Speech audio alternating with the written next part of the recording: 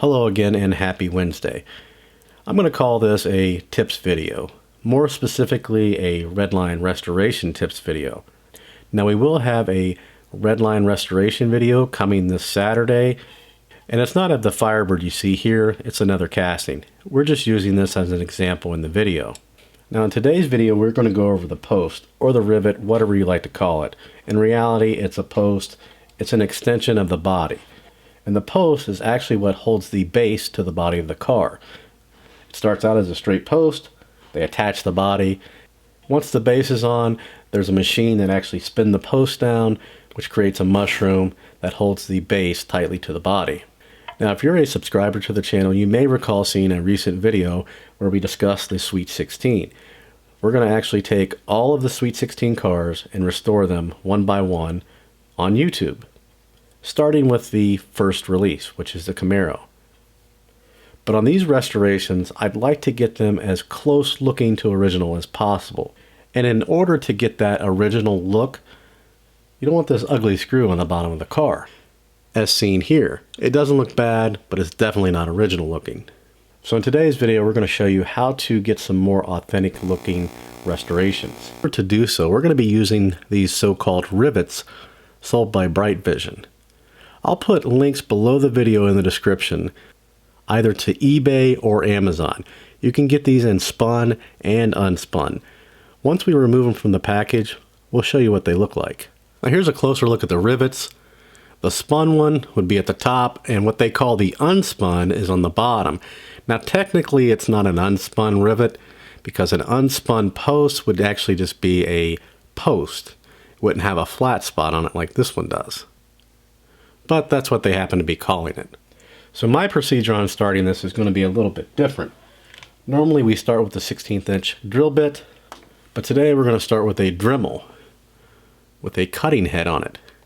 For the sake of the video here, we're just going to be working on the front rivet. So we're going to take our Dremel and start to grind off this post.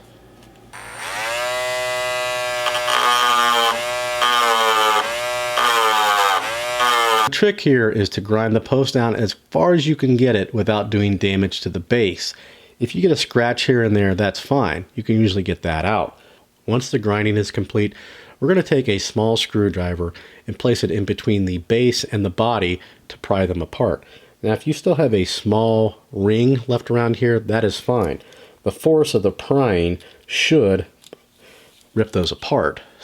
Once you get it situated, you may have to massage the wheel out of the way, go ahead and start prying. And there goes the front. Now we're going to start drilling the post. We're going to take our center punch. Even though we have a bit of a concave here from the Dremel, we're still going to center punch it just to make sure we get our bit as close to the center as possible. And now we're going to start drilling.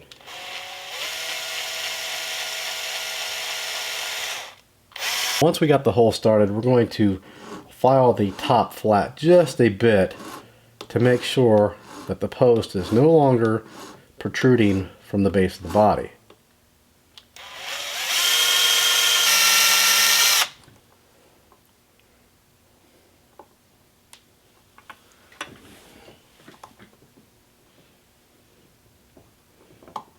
Now we're done with the drilling. Time to install. Now we're going to go ahead and reattach our base. Now here is the results from grinding out that rivet. You can see there's no ring around the base where the rivet was installed. So we're going to take our spun rivet, or what they call it, and install it into the car. Now if you were going to install this permanently, you would want to dab some glue on the shaft. That's what she said. We're going to take our tweezers and go ahead and guide it into the hole. Now once you get it started, you could push down, and then you could push it in all the way. Here's the end result. To the naked eye, it appears the car's never been drilled. We've only done the front, we still need to finish the back. Of course, we still need to finish this restoration. And I think that's going to wrap it up for this one. Again, if you see any of the tools that we use in the video, be sure to check out the Amazon links, they're located in the description below the video. I will also put links to these rivets from Bright Vision.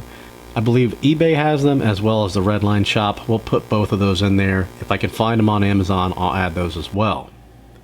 If you have any questions or comments, feel free to post those below. I love reading all the comments. I really appreciate it. And as always, thanks for watching. Our tweezers here and guide it in. Oh, you son of a